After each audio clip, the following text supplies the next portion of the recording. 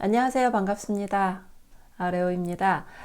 오늘은 이제 여러분들한테 출산 가구에 대한 대출, 신생아 특례 구입 자금에 대해서 설명을 해드리려고 하는데요. 이미 정부에서 예고를 했던 그런 정책인데요. 이제 정확한 시행령이 나왔기 때문에 여러분들한테 말씀을 드리려고 합니다. 한번 하나씩 살펴보려고 하는데요. 2024년부터 출산 가구에 대하여 최대 5억 원 주택 구입 자금 대출 지원 시행. 대출 지원이라고 해서 공짜는 아니고요. 약간의 이제 굉장히 저렴한 이자로 이제 대출을 지원을 하는 이제 그런 정책입니다. 그리고 아울러서 그 전세도 약간의 이제 지원을 해줄 것이고요. 그리고 그동안에 이제 중소기업 청년 전세 대출이라는 제도가 있었는데 굉장히 저리로 그 전세 대출이 가능한 그런 상품이었는데 원래는 이제 한시적으로 만료가 되는 상품이었어요. 근데 내년에도 연장을 할 것이라고 발표를 했기 때문에 중소기업에 다니는 그런 청년분들한테는 계속해서 혜택이 주어질 것으로 보입니다. 한 번씩 지금 이제 살펴보겠는데요. 저출산 극복을 위한 주거 안정 방안. 사실 요즘 정말 아이를 낳지 않습니다. 그 이유가 여러 가지가 있겠지만 아무래도 아이를 낳으면 돈도 많이 들고 여러 가지 이제 부모들이 해야 되는 그런 일들이 많은데 회사에 다니면서 하기도 쉽지 않고 그런 여러 가지 문제들로 인해서 출산율이 점점 떨어지고 있고요. 그리고 혼인신고도 많은 분들이 미루고 또 하지 않고 그러고 있는 상황인데 지금 아이 같은 경우는 혼인신고와 상관없이 태어난 아이 기준으로 진행이 되기 때문에 아이만 출생을 하면 혜택을 볼 수 있는 이제 그런 상품인데요. 이제 어떤 분들이 혜택을 볼 수 있나 볼게요.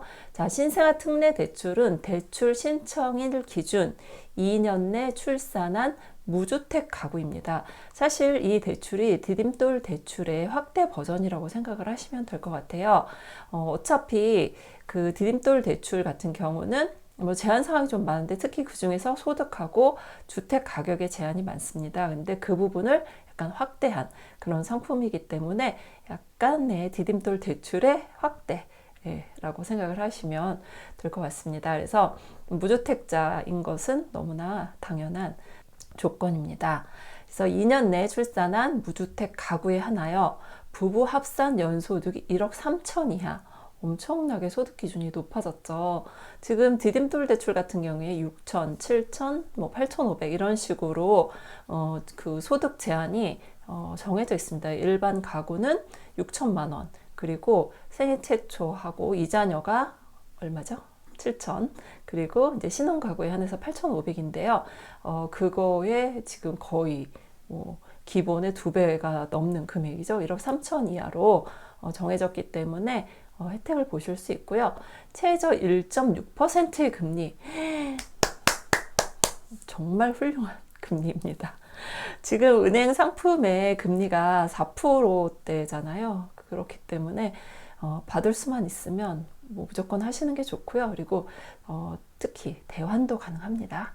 1주택이신데 매매 잔금으로 대출을 받은 분, 뒤에 좀 더 자세히 설명을 해드리겠지만 대환이 가능하기 때문에 지금 높은 금리를 쓰고 있다라고 하면 상품 출시되는 대로 은행에 가서 상담 받으시고 대환을 하시면 좋을 것 같습니다. 23년 1월 1일 이후 출생하에게 지원을 하고요. 입양 가구도 지원을 한다고 합니다. 구입 자금은 1주택 보유 가구에 한해서 대환 대출 지원한다고 하니까 자, 이제 여러분들이 이게 말이 되게 어려운 것 같지만 하나씩 풀어 드릴게요. 자, 정부에서 발표한 건데요. 자, 참고사항으로 지원 대상부터 일단 하나씩 살펴보겠습니다. 지원 대상 2년 내 출산한 무주택 세대주 및 1주택 부부 합산 연소득 1억 3천 이하의 순자산 4억 6,900만 원 이하, 이 모든 조건을 다 충족해야 됩니다. 이 중에 하나만 하면 되는 게 아니고요. 다 충족해야 되고요. 2023년 1월 1일 이후 출생아부터 적용이고요. 임신 아니에요. 아이가 태어나야 됩니다. 그리고 입양아는 2살 이하고요. 역시 입양아 나이 탄생 연도도 23년 1월 1일 똑같이 적용을 하고 있습니다. 그리고 혼인신고하지 않은 출산한 부부도 대출이 가능하고요. 임신 중인 태아는 포함이 되지 않습니다. 그리고 순자산 보유액은 말씀드렸듯이 4억 6,900만 원 이하인 분들이 해당을 받을 수 있고요. 대상 주택은 주택 가격 9억 이하입니다. 디딤돌 대출의 그 주택 가격이 5억, 6억으로 제한이 되어 있는 것에 비하면 굉장히 높은 그런 수준의 금액이고요. 뭐 서울에는 많이 없을 수도 있지만 찾아보면 있고요. 특히 이제 수도권에 많이 있기 때문에 그쪽에 거주하시는 분들이라든지 집을 매수하는 분들이 혜택을 볼 수 있는데 전용 면적 85제곱미터 이하에 해당이 되고요. 읍면은 100제곱미터 이하의 주택만 해당이 됩니다. 그리고 대출 한도는 최대 5억 원이고요. LTV가 일반인 경우 이제 보통 사람들은 70%고요. 생애 최초이신 분들은 이제 80%까지 하지만 최대가 5억입니다. 만기는 10년, 15년, 20년, 30년으로 본인이 원하는 대로 정하시면 되는데 대부분 만기는 조금 길게 하시는 게 좋습니다. 만기를 짧게 하면 매달 내야 되는 이제 원금의 부분이 좀 늘어나기 때문에 그리고 DTI가 충족을 하기가 조금 어렵습니다. DTI는 이제 무엇이냐면 LTV는 집값의 70%를 해주겠다라는 뜻이고요. DTI 60%는 본인 소득의 60% 이내까지만 은행에다가 원금과 이자로 지불을 할 수 있게끔 세팅이 되어 있는 그런 구조이기 때문에 소득이 낮은 분 같은 경우는 만기를 10년짜리로 하게 되면 원하시는 대출 한도가 다 나오지 않는 경우가 있기 때문에 일단 만기는 최대로 좀 길게 하는 게 좋고요.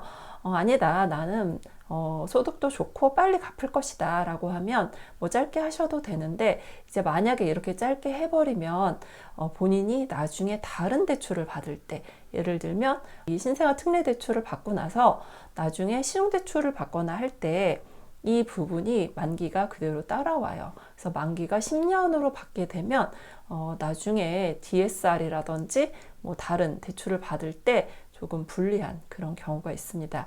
하지만 뭐 나는 이제 대출도 안 받을 거고 내 집 하나로 그냥 계속 잘 갚다가 그리고 나서 상환을 하고 뭐 이사를 가겠다라고 하시는 분 같은 경우는 뭐 짧게 하셔도 뭐 크게 상관은 없지만 대부분의 분들은 가장 길게 하는 편입니다. 그리고 1년 거치 또는 무거치라고 했는데요. 이거는 무슨 뜻이냐면 1년 동안 거치를 둘 수 있다. 거치라는 거는 이자를만 낸다는 거죠. 이자만. 비거치, 바로 비거치, 무거치 뭐 이렇게 여러 가지 표현이 있는데 바로 대출하자마자 그 다음 달부터 원금과 이자를 다 상환하겠다 그런 뜻입니다. 그래서 뭐 선택을 하시면 됩니다. 여기서는. 그리고 상환 방식도 뭐 여러 가지 방식이 있기 때문에 뭐 그 중에 하나 나한테 맞는 거 원금균 등 원리금균 등 뭐 체증식 골라서 하시면 될 것 같고요. 자, 그리고 대출 금리는요, 특례 금리를 적용을 하는데 특례 금리 적용 종료 후는 금리가 바뀐다.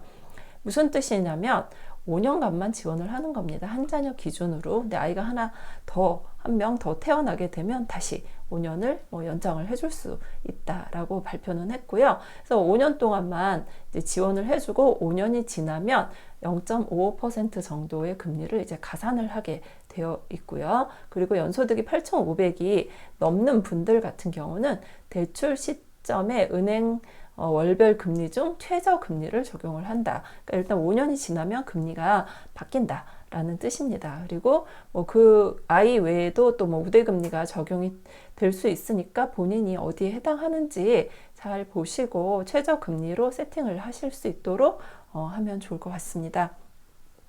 그리고 추가 출산 혜택, 아이가 한 명이 태어나면 0.2%가 추가로 인하가 되고요. 그리고 또 특례 기간이 5년이 인정이 되기 때문에 아이를 많이 낳을수록 굉장히 혜택이 많죠. 하지만 뭐 무한정 금리가 내려가는 것은 아니고요. 최저가 1.2%이기 때문에 뭐 아이를 뭐 3명, 4명 낳는다고 해도 최저 1.2% 이하로 금리가 떨어지지는 않습니다. 그래서 이런 식으로 해서 보면 이제 지원 대상 주택 9억, 대출한도 5억, 우대금리 최저로 하면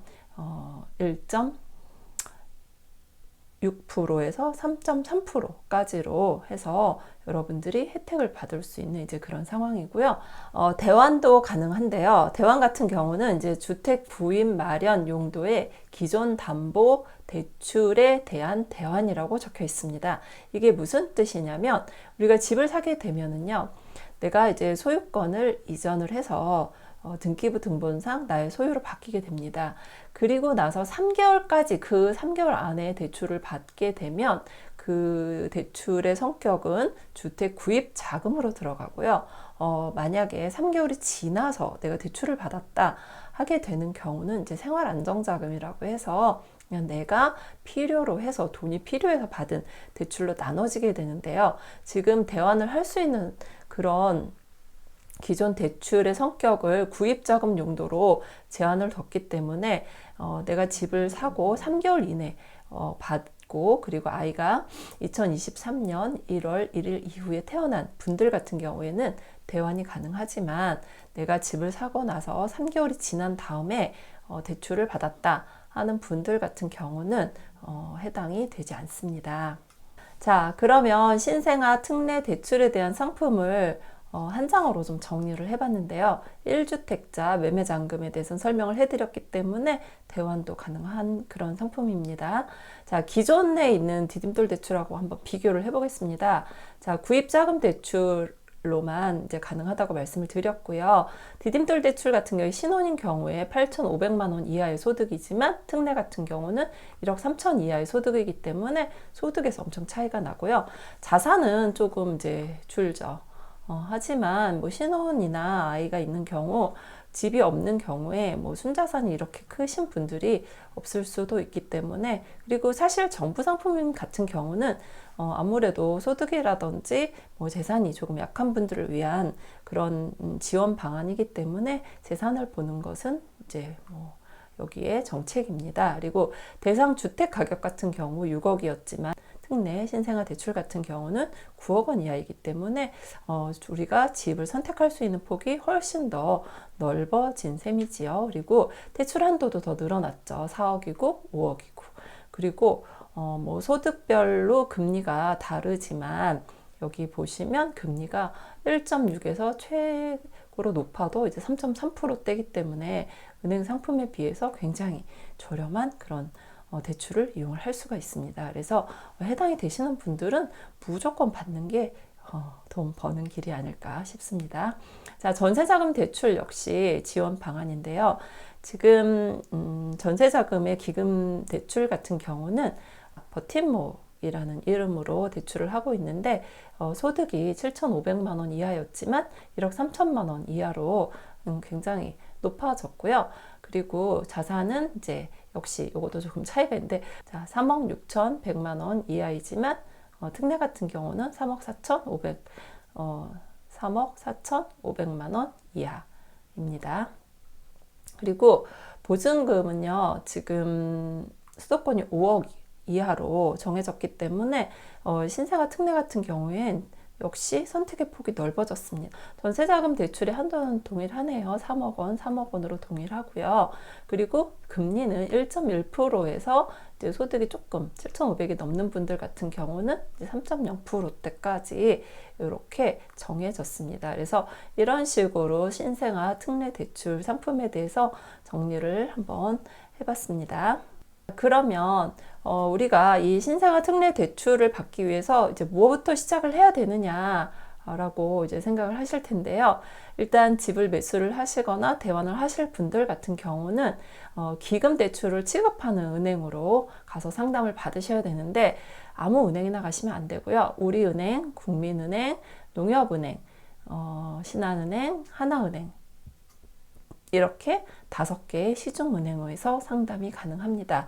기업은행으로 가시는 분들도 계시는데요. 기업은행은 지금 수탁은행에서 빠졌습니다. 그렇기 때문에 가시면 상담이 조금 어렵고요. 기금 이 든든 사이트 혹은 사실 은행에 방문해서 상담을 받으시는 게 여러분들이 조금 더 원활한 도움을 받을 수 있기 때문에 5대 시중은행인 우리국민농협, 신한, 하나은행에 가셔서 기금대출을 상담을 받으시면 될 것 같습니다.